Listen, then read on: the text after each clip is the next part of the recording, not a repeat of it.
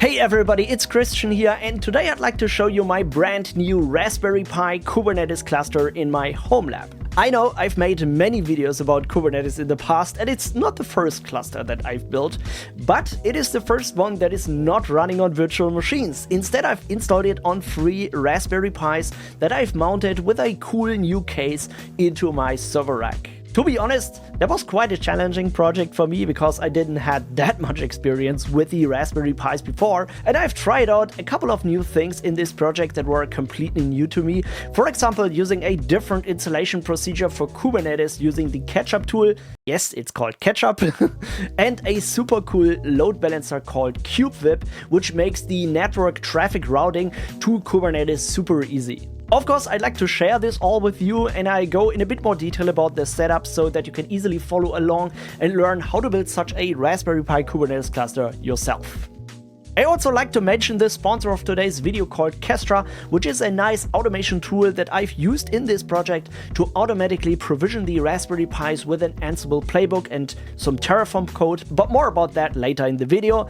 Let's first get started and let's talk about the Kubernetes cluster and why the hell did I even start this project. Okay, so let me go in a bit more detail. What was the actual plan behind this project and what is currently running in my HomeLab? Because some of you might know that I'm already running a Kubernetes cluster in my HomeLab, and I'm mostly running everything on virtual machines on my Proxmox hypervisor. You guys know I just love Proxmox. It's great for deploying virtual machines, and so I have created many virtual machines for different types of workload tasks. And I also have deployed a Kubernetes cluster using K3s. I, by the way, will link you the old video in the description down below, so there I talk in a bit more detail about how K3s works and why you should actually deploy a 3-node cluster and so on. And as you can see, like most of the production workloads is somehow fractured across the different types of virtual servers and deployments. And I wanted to change this entire infrastructure a bit because I wanted to go a bit away from this fractured deployment stuff, and instead the new plan is to deploy an entirely new Kubernetes cluster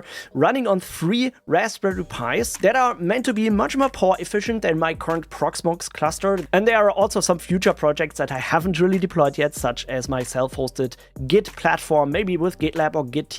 We will see which one might be better for that.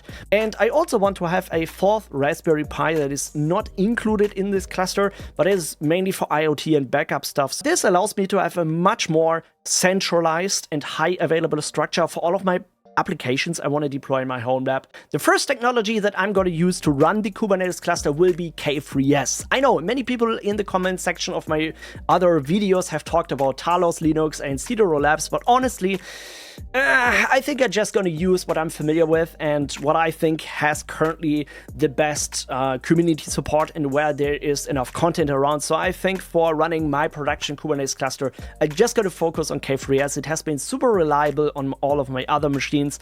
It is a very lightweight and simple way to run Kubernetes that is also built for IoT and edge computing. So this should be just perfect for running on a Raspberry Pi because it doesn't consume a lot of system resources and so on. As for the architecture, I've chosen the installation procedure to build a high available Kubernetes cluster with an embedded database, because one of the goals of this project was to build a cluster for all 3 Raspberry Pis, and that should run independently of any other backend systems or any other devices in my HomeLabs. Even when I shut down any other machine, I shut down my Proxmox device, my firewall, and anything like this, this Raspberry Pi Kubernetes cluster should still be functional. It should have all the data, it should be able to run all of the workloads, and even without any other system to be in place. Just know that there are many other possible scenarios for deploying Kubernetes using K3s. There is an external database that you can use. There's also a single server setup with an embedded database that you could use. There are many other scenarios. I think I've covered them in my older K3s videos, so check this out if this is interesting to you. But for this project, I've chosen the K3s high available setup with an embedded database to make this cluster independent of anything else. The next big topic is how do you route the network traffic to the physical devices in the Kubernetes cluster, because in my last K3s video, if you remember, I've used an external load balancer that was running on my Sophos XG firewall. So load balancing is a big topic in Kubernetes, and I found this application. This is called kube-vip, and this provides a Kubernetes cluster with a virtual IP and a load balancer for both the control plane and also for Kubernetes services of the type load balancer without relying on external hardware or software. You don't need an external load balancer, you don't need MetalLB or anything like this, and you can still use this in combination with other reverse proxies on the cluster like traffic and basically any other application that needs to get an additional IP address from your local network will be able to get it via the kube-vip service load balancer. It's really amazing. And in my case, I have provisioned each of the 3 Raspberry Pi devices with an IP address on the physical network port here. So in this case, the server production 9 will get an IP of the IP address range 10.20.21. This is the 11 for the first device, the 12 will get the second device, and the 13 got the third device. And then I'm going to install the kube-vip service, so this will get a virtual IP address. Note, this virtual IP address is not routed specifically to a physical device or something like this. It is just existing virtually, so any traffic that is routed to this virtual IP address, kube-vip will pick it up and it will be routed automatically to any of the active nodes in the cluster, which also means that if you shut one of those servers down, the virtual IP address will still be picked up by the 2 other existing nodes in the cluster. But before we get into all of the details about the software installation, about the network routing, DNS settings and so on, let me also show you what I needed to prepare for the Raspberry Pi. So what hardware devices, what parts I've used for this project and so on. Because when you want to install Kubernetes with an integrated etcd database and a lot of important services and application, it's also important to have a reliable and fast storage disks on the Raspberry Pi. And I didn't really trust the internal SD cards on the Raspberry Pi, as those are known to get damaged from time to time. And they are also not the fastest option to write data to the Raspberry Pi. So I think it is much better to add an additional SSD or also NVMe to the Raspberry Pi. So the first device in my list is obviously the Raspberry Pi, so that shouldn't be surprising to you. And I've chosen the Raspberry Pi 5, so the latest generation with 8 GB, because it should be 2 to 3 times faster than the previous generation. And 4 GB I thought was a bit too low, especially because Kubernetes runs a lot of services, pods, applications, internal things that allocate memory on the devices. So I just wanted to be safe and have enough memory to run all of the applications. So that's why I went with the 8 GB, which is a bit more expensive, but I think if you're running Kubernetes, it is definitely the better decision. By the way, in some of the other videos, I've also thought about the possibility to use the Zima Blade for the Kubernetes cluster or some mini computers, yeah. But I think the Raspberry Pi is really great for projects like this because the Raspberry Pi has so many accessories. It has a great community support. You will find so much content about this and you are able to get a lot of help when you have problems with it. So I think the Raspberry Pi is just a nice platform for any type of HomeLab projects. Next, I also ordered 3 WaveShare Power over Ethernet heads for the Raspberry Pis, because I didn't want to have a power supply for all of the 3 nodes. I just wanted to have them in my server rack, and because I have a 24-port PoE switch from Sophos, well, why not just run the Raspberry Pis using Power over Ethernet? So I think this is just much better than using any external power supplies. This is, as far as I know, the only Power over Ethernet head for the Raspberry Pi 5 that is available. So one thing that is worth noting, I tested this Power over Ethernet head with external SSDs that I connected with a USB adapter to the Raspberry Pi. And you have to know that you're not able to boot from a USB device by default if you're using the Power over Ethernet head. So if you're thinking about, so maybe you should get some SSDs to boot the operating system from and you're connecting them with a USB adapter, don't do this. This will not work because the PoE head is not able to provide enough power to the Raspberry Pi that is needed to boot from USB. I think there are some nasty configuration settings that you can tune to make it still possible in some situations, but honestly, I had no luck with this. So that's why I also ordered 3 NVMe heads from GeekPi, the N04. So this is an additional card that you put on top of the Raspberry Pi stack, and you can mount an NVMe SSD drive to it. I don't know if the Raspberry Pi has enough computing power to benefit from the speed of an NVMe, but anyway, I think this is probably the most reliable option, and that is the goal that I had because I wanted to run the Kubernetes etcd database on this. So I would not put this on a micro SD card. I would always have an NVMe built on top of this to run the operating system and store data for the Pi. As for the NVMEs, I wanted to experiment a bit and choose a brand that I didn't heard before. This is called Figwood.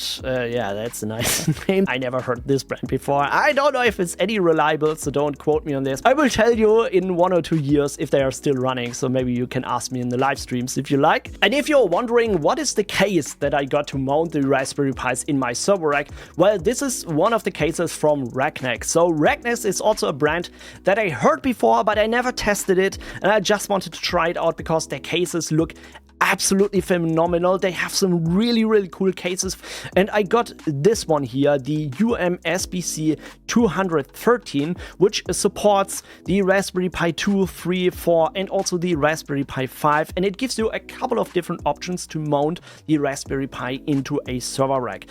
What is really cool about this case is that it's very flexible. So you can see in this image here, the Raspberry Pi is mounted with the ports to the front, so you can simply connect an Ethernet cable to your power over Ethernet switch and just turn it on. I also ordered some fans and a slot display so that you can connect to the Raspberry Pi and can display some information.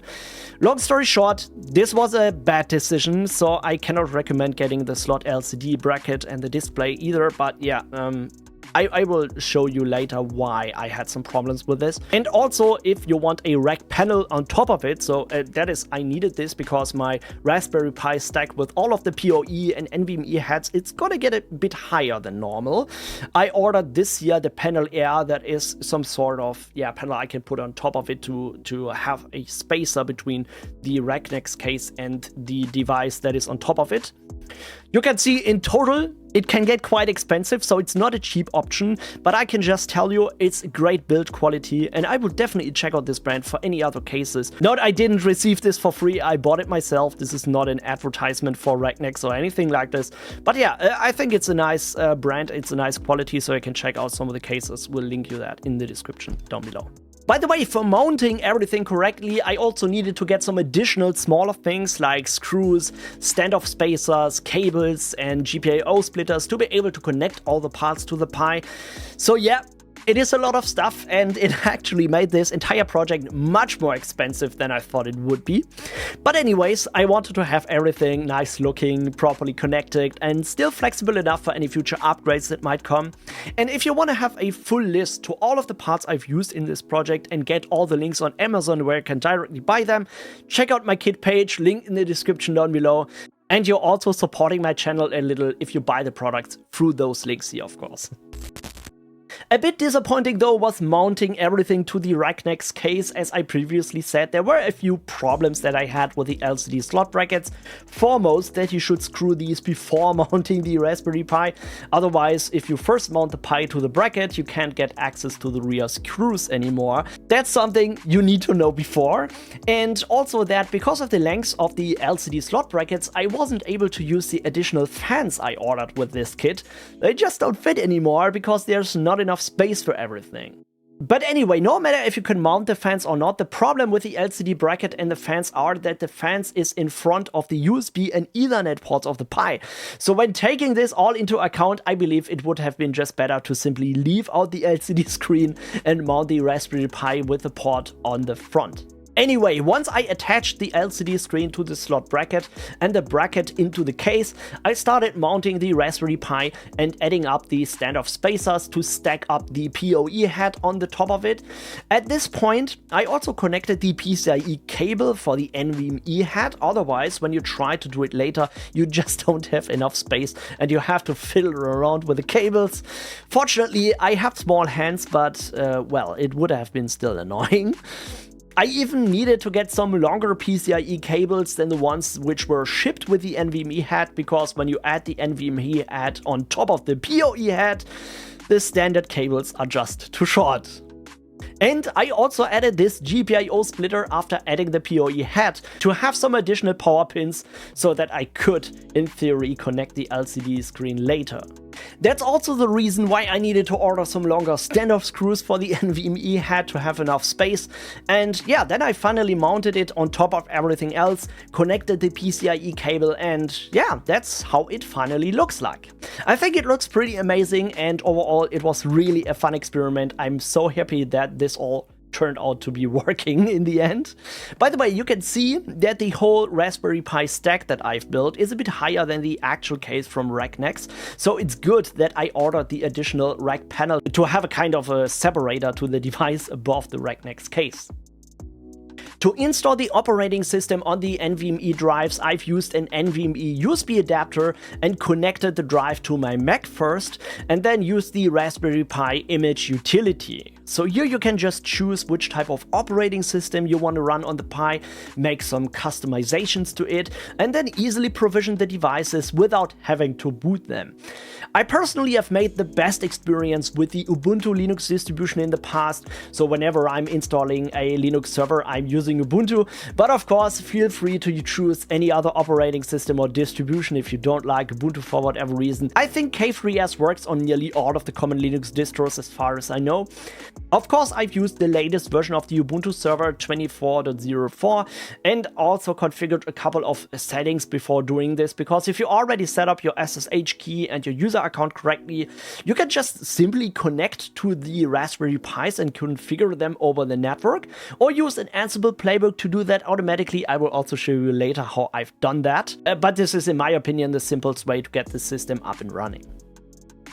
Mounting the NVMEs was also pretty straightforward. You also don't need to change any settings on the Raspberry Pi. It should automatically detect the hard drive once it is correctly connected and should also boot from it. That all works surprisingly very straightforward, so finally I just needed to mount everything into the server rack.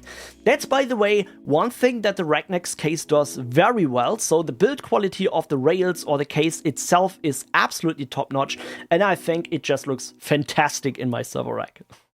If you ordered the rails, you could also slide it a bit out of the rack to get access to the Pi, so you can easily change things later without having to get the entire thing out of the server rack. That is exactly what I wanted. And because I have these nice power over Ethernet heads, I just needed to connect 3 Ethernet cables from my switch to the Raspberry Pis, and they immediately started and booted up. Then I could just find out the IP addresses they got from my DHCP server on the firewall, connect to them over SSH to finally provision these 3 machines one by one. As I said in the beginning, I didn't have much experience with the Raspberry Pi, and I bet there are a few things that I've done wrong or things that could have been achieved much easier. You can also probably argue that using mini computers would have been much easier and also a cheaper option than using the Raspberry Pis with all of the additional things that I needed to buy. With mini computers, you can likely save some money for those extra accessories, but I still believe using the Raspberry Pis, on the other hand, is an exciting tinkering adventure that just made a lot of fun, and I'm very happy with what I've accomplished and what I've learned from this project. Anyway, that was just half of it, because I also needed to configure the operating system, of course, and also install Kubernetes. I mean, that was the whole point of this experiment, and I thought it would have been the bigger part of this video, but anyway, I think we're already so long into that video. I hope you stay here and you enjoyed and it's still helpful to you. But yeah, installing the software and the cluster, that was the part where I had at least a bit more experience with.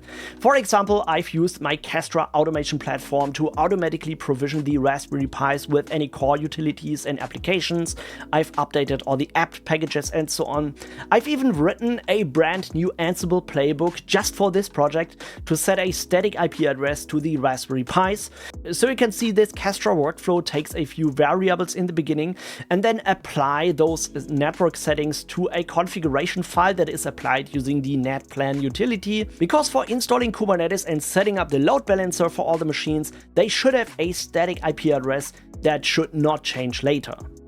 If you execute this Ansible playbook in Kestra, you just need to fill in the current IP address of the host, set the static IP address it should get, and type in the MAC address, and then it connects to the host and executes the script over SSH, which I've done on all 3 Raspberry Pis. And I've also created some DNS records for all of the servers, and also a separate DNS name for the load balancer IP address on this entire cluster. It's actually not necessary that you do that. You could also just open a connection using the IP address, but because I wanted to access the Kubernetes cluster by a DNS name as well, I've created a new name for it called kubeprod2 on my local domain home.clcreative.de, and this I just merged into my main branch in Git and ran the Terraform flow in Kestra that automatically updates my DNS server. It's a really cool way to automate most of the management tasks in your HomeLab, but I know if this was a bit too fast and it didn't make much sense to you, then don't worry, because I've done separate videos about Kestra, Ansible, and Terraform before on my channel, so you can of course also configure the IP address and all the other settings in the traditional way. But if you like to find out more about how exactly I'm managing this automatically in my HomeLab, then check out some of my previous videos about Kestra, Ansible, and Terraform. I will link you that in the description box down below. And by the way, if you enjoy all the free tutorials I'm creating for you, it would be really so amazing if you consider supporting me on Patreon, because there you can follow all of my content completely for free. You also get some technical write-ups with all of the commands I'm using in this video, and if you decide to become a member, you also get some cool extra benefits. Of course, I will link to that in the description box as well. Alright, so let's finally come to the Kubernetes installation part. As I said in the beginning, previously I had always used the installation instructions from the K3s documentation and manually installed it on all of the servers. And sure, it's a great way to do it. It is all well described in the docs and fairly straightforward. However, for this video, I want to show you a different way to install K3s, which even simplifies it a bit more. And this is using the Ketchup project. Ketchup is a lightweight command line utility written in Go that you can use to install K3s on any local or remote device. All you need is SSH to access the device, and Ketchup does everything for you, like downloading the K3s binaries, setting a secret token, joining the cluster with additional nodes, and so on. You can literally do almost everything you can manually do in K3s. It's just like a small helper tool that automatically does the authentication side of things and downloading and running the scripts. And it also merges the kube-config file from any of the nodes in the cluster to your local kube-config file, so that you don't need to manually copy this file from the cluster to your workstation anymore. It's all done in one single command. It's a pretty cool project, and you can find this of course on GitHub. Simply download the binaries, or if you're a Mac user, then just use Homebrew to install it. Once I had installed the Ketchup tool, I of course wanted to immediately set up my new Raspberry Pi Kubernetes cluster, so I just ran this script on my local Mac. And this is the instruction that I've used to initialize the first one of the Raspberry Pis with the IP address 10.20.21.11 as my first master node. And now it's important that you also add a TLS SAN to this instruction, which is in my case the virtual IP address that kube-vip will later allocate to route the traffic to any of the master nodes in the cluster. It's not important that this IP address isn't routed yet. The TLS SAN option will just make sure that the certificate that is created with the cluster is valid for this additional IP address and not just for the physical address of the server. As I said, in my case, I've used the virtual IP address of kube-vip, and the same I've also done for the DNS name that I had created previously for this IP address on my DNS servers, so that I can later authenticate to the cluster using both the virtual IP address or the DNS name. The next line tells Ketchup to install a new cluster using the embedded etcd database. Remember, this is what I've shown you in the beginning of the video about the architecture, and then using just the latest version of K3s available. And I also had added some extra arguments to this that disable the service load balancer and also traffic, which is all usually enabled by default. This is also important because I want to set up the kube-vip as my service load balancer later, so that's why you have to disable it at this step here. It is also highlighted in the kube-vip documentation for service load balancing. By the way, for some reason, the disable traffic argument didn't work correctly. I had to manually uninstall traffic later. Maybe I've done something wrong here, but you will see this later in the recording. Anyway, it's not that big of a deal. And the last line finally makes sure that the authentication config for the kubectl for my current user is merged into my existing kube config so that it doesn't overwrite my existing kube config. Now, when you execute this instruction, Ketchup will do its magic to install KFreeOS on the remote device. There's nothing else you need to do, and when it's finished, you can try opening an SSH connection to this node and use the installed kubectl utilities to check whether the cluster is installed correctly. Now, before you install the second and the third node, it is now important that you install kube-vip first. This makes sure that kube-vip is able to route the traffic from the virtual IP to the individual master nodes of the cluster. So the next step that I've done is following the installation guide on the kube-vip documentation. So here you have to do a few steps. The first one is creating a directory for the manifest you have to apply. I've done all of those steps as a root user on the server, which were generating the RBAC settings. So these are basically just some role-based access controls for the kube-vip service. By the way, you don't need to know all the details, you just need to follow the steps in the documentation. I know I usually say don't blindly just copy-paste any commands from tutorials that you don't understand, but in this case, I think we can just trust the kube-vip documentation here. So the next step that I've done is generating the daemon set for the kube-vip application. This is the actual application deployment for the kube-vip service that needs to run in your cluster. And yeah, following this guide, you have to set some environment variables depending on your setup. So you have to set the IP address of the virtual IP address that you want kube-vip to have, and then the name of the network interface of the device, and then just copy-paste the other commands. This will finally generate one file, the Kubernetes manifest that you need to apply to the cluster. So I've just stored this in a YAML file on the server and then simply applied it to the cluster. By the way, if you want to know more about the specifications in this deployment file, it's all well described in the documentation of kube-vip. Just make sure that this line here is present when you apply this to your cluster, because this is needed to enable the service load balancer. This is one of the mistakes that I had done in the past. If you don't set these variables, the service load balancing will never work. And it's really important if you want to install an ingress controller like traffic later in your cluster, or basically any other service object that uses the type load balancer. But don't worry, we will get to this together in a minute. I just want to finish showing you the installation procedure. So once I had applied the daemon set of kube-vip, you can see a new pod that is called kube-vip DS running in your cluster. And now everything should be ready to install the two other devices with Ketchup and join them to this cluster. This also works pretty simple by just using the Ketchup script on my local Mac again. So here the command is a bit simpler. You just need to add the IP address of the second device that you want to join to the cluster and set the IP address of the first master node that is already deployed. Don't forget to set the server flag, the latest channel, and your current user again. And yeah, that's it. Then you just need to wait until the second device has joined the cluster, copy and paste this command, change the IP address, and execute it on a third node again. And then finally, your Kubernetes cluster should be functional and running, if you've done everything correctly, of course. And you should be now able to change your kubectl config to use the virtual IP address of kube-vip instead of the IP address of the first master node.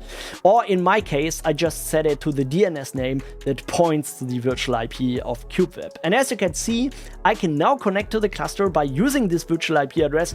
And this is really amazing. You don't have to set up an external reverse proxy or load balancer. kube-vip will automatically take care of all the networking stuff for you. There's just one thing that worried me a bit. You can see, although I told Ketchup to not install traffic, it still tried to do. But I've just deleted the traffic deployment, the service objects, and any other artifacts that were deployed, so I could later install and deploy traffic with a custom config myself once I finished configuring kube-vip. And that's basically all you need to do to install a Kubernetes cluster using Ketchup. I mean, there's just one more thing I need to show you, and I know the video is already pretty long, but stay tuned, it is really important. Because the traffic that is targeted at the kube-vip virtual IP is routed to any of the active nodes in the cluster, as I told you. However, this is only currently working for the Kubernetes control plane, so the API where you authenticate with kubectl and so on. If you want kube-vip to load balance application traffic to Kubernetes, you have to install an additional thing, the kube-vip cloud provider, and define an IP address range for your service objects. So when a new service object is deployed, then it will get a free IP address assigned by kube-vip, and any traffic to this IP address is then routed to the service object in the cluster. And to do that, you just need to install the kube-vip cloud provider. You can just copy-paste a few commands from the documentation again. So this line here just installs the service. As you can see, I just applied this, and then you should see another pod that is running on your cluster, the kube-vip cloud provider. And this tells you the application is installed and kube-vip is ready to assign IP addresses to service objects. However, to make this work, you will also need to tell kube-vip which IP addresses it is allowed to assign. So in the documentation, you will find a short example of a config map you have to create. With this command, I told kube-vip to assign IP addresses from 10.20.21.21 to 99. So any service object will get any of the free IP addresses from that range. And that's basically all you have to do. I've also tested this, of course, with a simple Nginx web server that I deployed in a testing namespace. So here you can see this is the application deployment, and then you just need to expose this application using a service object from the type load balancer. If you got everything correctly set up, you should be able to see a new service object from the type load balancer, and it got an external IP address, as you can see, that is in the defined range of kube-vip. So in my case, it just took the first IP that was free, the 10.20.21.21. The next service object would get the 22, for example, and then any traffic is automatically routed to the service of this application. And this works basically on any application you expose as a load balancer service. So it can be an Nginx web server. It could also be a traffic reverse proxy that you use as an ingress controller. This is really super cool. And what I personally love the most about it, you don't need any other application for it. You don't need to deploy MetalLB or anything. kube-vip can do this all for you. Of course, there are many more things that I need to make follow-up videos on, so consider this to just be the first part. In the next weeks and months, probably, I'll start deploying some applications, traffic, start manager. I will find a way to deploy a centralized storage provider using the NVMEs on the Raspberry Pis. And of course, I will make a new video about any of those topics whenever I'm ready and I figured out how it works.